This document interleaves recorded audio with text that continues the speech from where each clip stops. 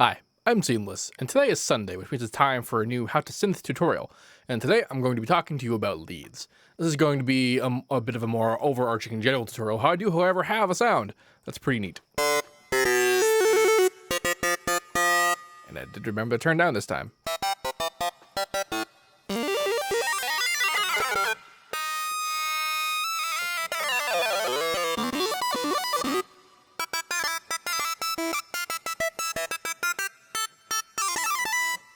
Good times. I like fast stuff because I'm in a metal band. But anyway, this lead uses a bunch of neat ideas. If you've been following the 75K tutorial, then you saw the one about the subfocus sound, which had the oscillator sync engaged.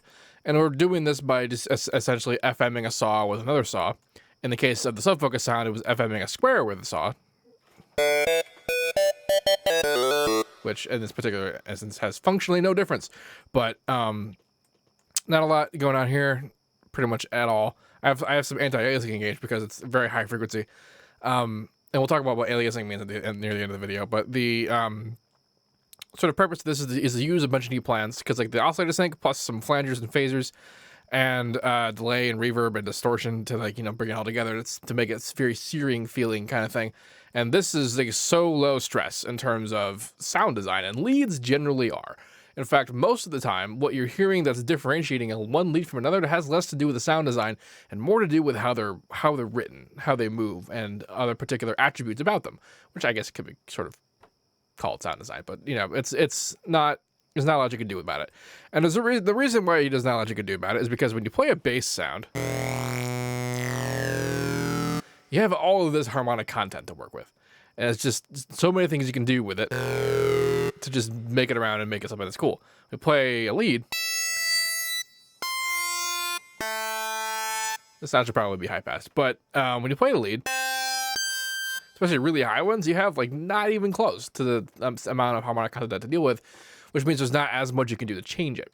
There's still plenty you can do, but it's the impact is a lot less.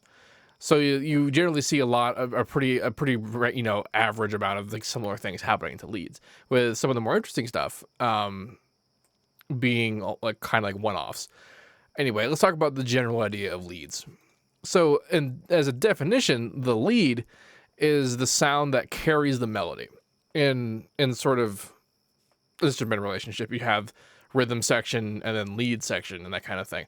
Rhythm section exists to put down a beat, to have a progression, to have it gives you the idea of what the key is and that kind of thing, and where the song is going to go. And then a lead is there to kind of lead you through a melody.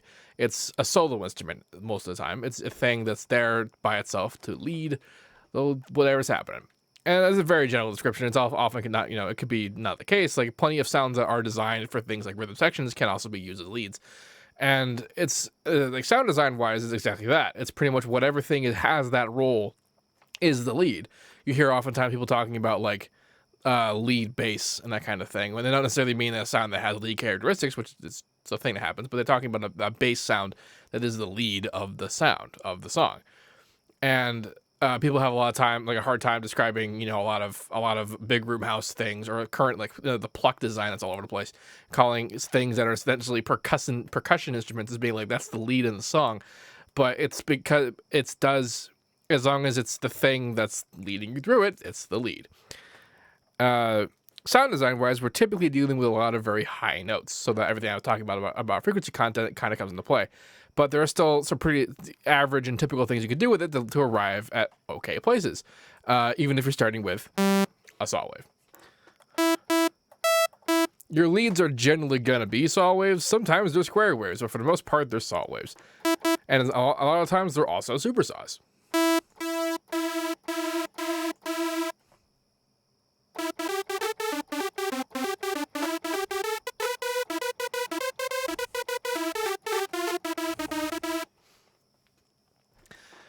That right there is a big common theme. And then also lots of delay and reverb on leads all the time.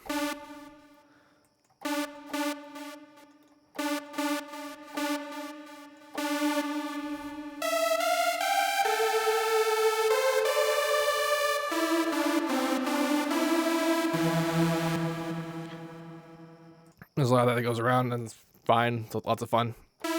So even sounds that you might not even think are like these kinds of superstar leads actually still are. If one note's not enough, then why not have two?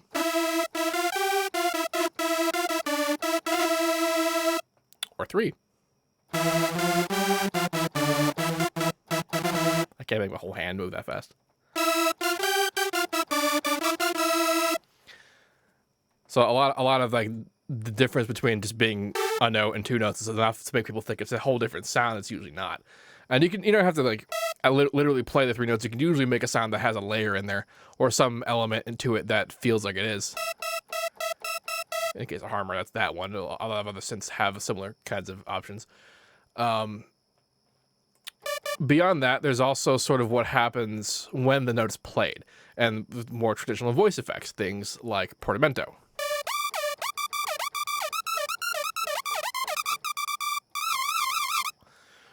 Portamento is essentially you're sliding from whatever pitch your last note was to the pitch that the current note is.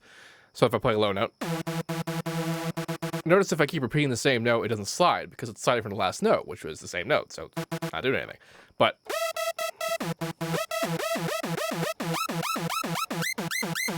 the farther the notes are, the more pronounced the difference is.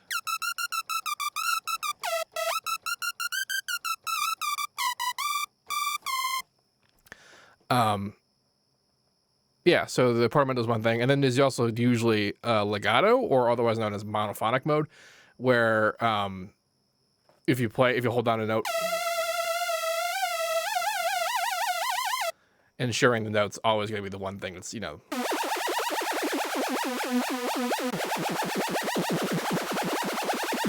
FM. And how fast that is also an important aspect as well.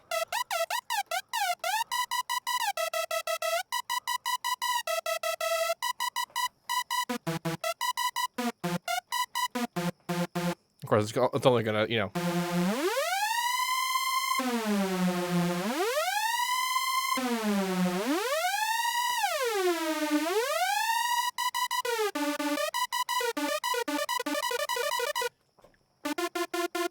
even if you don't have portamento, just having regular monophonic mode but having this huge slide time can be kind of fun.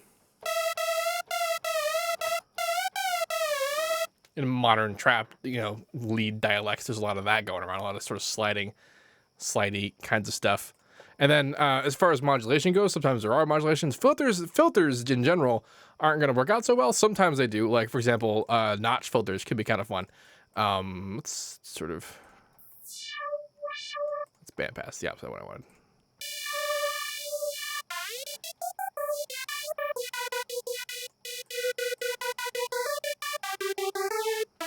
Basically, it kind of sounds like a phaser at that point because it's sort of the usual result that a phaser has. Phasers, can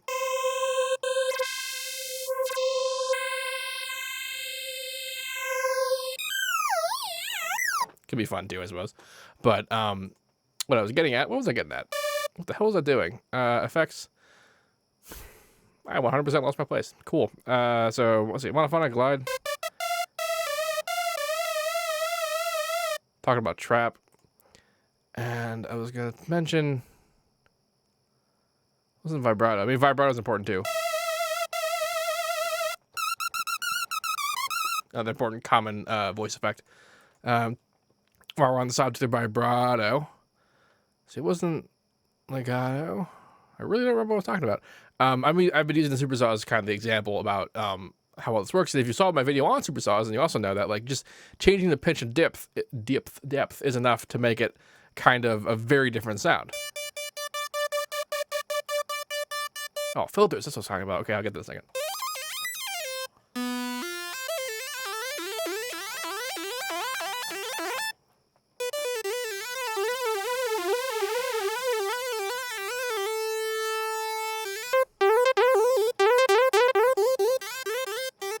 So messing around with pitch and phase and also voice count is enough to drastically alter the quality of a saw, just as supersaws are. Which is why a huge swath of sound designs are supersaws, especially for leads, because it's one of the few things you can do that has a dramatic impact on what the few harmonics you have to yourself when you're playing a high note. The thing I was going to talk about filters was volume. And that's because, like I said, filters, while they do have their place and they do things, they don't have the kind of effect on them that they would on a bass because there's, again, not as much to work with. However, if you modulate volume, you have much more traditional expression, because usually in filters with bass and stuff like that, you can hear it as being the main rhythmic expression of the modulation of the sound. And it's kind of hard to do that in a lead without sounding kind of weird. I mean, you can do it. Low passes sometimes can sound kind of cool on higher notes, but the volume change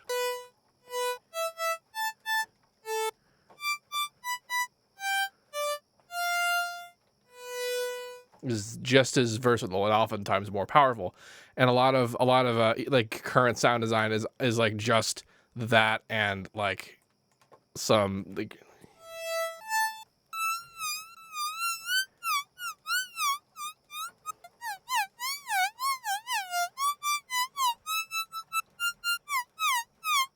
know what I mean? It's just as with, more complicated sound design. It's all about sort of just messing with everything and learning what all they sound like. And then when you hear certain expressions of things, you hear like, oh, that's just volume automation, or that's just like, a regular phaser, it's just a saw wave. It's mostly just saw waves. Square waves has their place.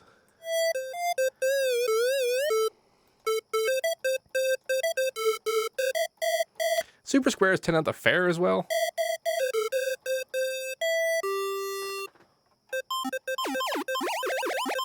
But they're pretty fun for specific things too. So if you want to sound something a bit different, squares are a good way to go.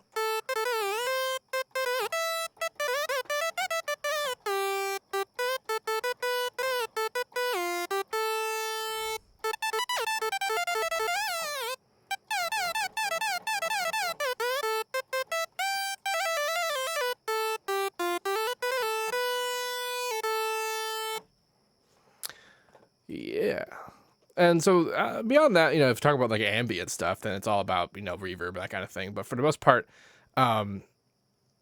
you could put pretty much whatever you want on a lead, and it'll add to the lead's, characteristics, because along with not being able to do too much to higher harmonic content, not very many things are able to do a lot to the harmonic content, which means that you have sort of range to screw with stuff. Like, for example, like this depth of a super saw is getting, when you're playing it that high, you're thinking, oh, it's a little bit detuned, it doesn't sound too much like the note. Play it even higher, it still actually sounds a bit more like the note. And if I play it really low, that is way too convoluted to be a sound that you would want to use. But the higher up you go, the easier it is for it to still elicit what the note's supposed to be. It's because the relative distance between harmonics is not very far, or a lot farther, depending on the way you look at it. So it's you have more license to screw with it. Things like the phasers.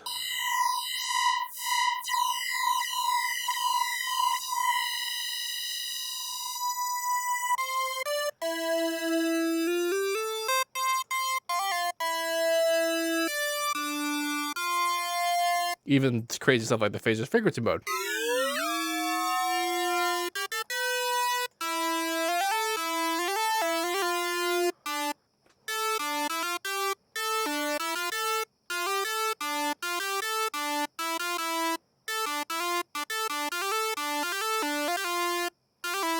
Ha.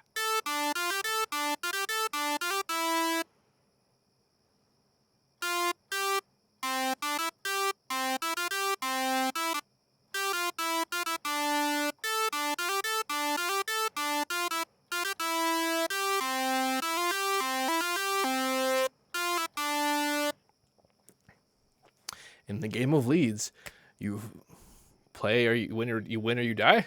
Sure, whatever.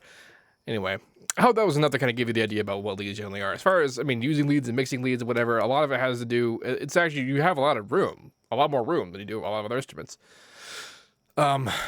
Because as they are usually higher frequency, that means that the weight of them are in a particular range that it's not as devastating to be layered together in a mix with stuff. Like, you put in a new bass on top of something else that's already there, you're going to have a hard time. But like leads, higher frequencies don't require as much level to sound as loud as lower frequencies.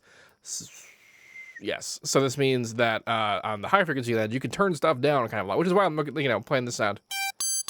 Jesus. and thinking I should probably take off the high end, because the high end, being as high and sharp as it is, evenly leveled with everything else, it sounds unnaturally high. It sounds too much for what it is. And that's because we're not, like, the actual amount that we hear high frequencies at what we consider to be a comfortable level is a lot lower than that. Until you have hearing damage, and then you need to hear more and more of it because you have lost hearing in that range. Wear ear protection, that shows. Anyway, this patcher, it's really pretty basic. I don't know that we need to make a patch of it. I'll put it up, whatever, you can have it. If you have any questions about that, please let me know. Don't forget to like, comment, subscribe, and all that good stuff. And as usual, have a nice day. Also, give me suggestions for what kinds of synths you'd like to see me work on. Whatever it is that you would classify a synth to be.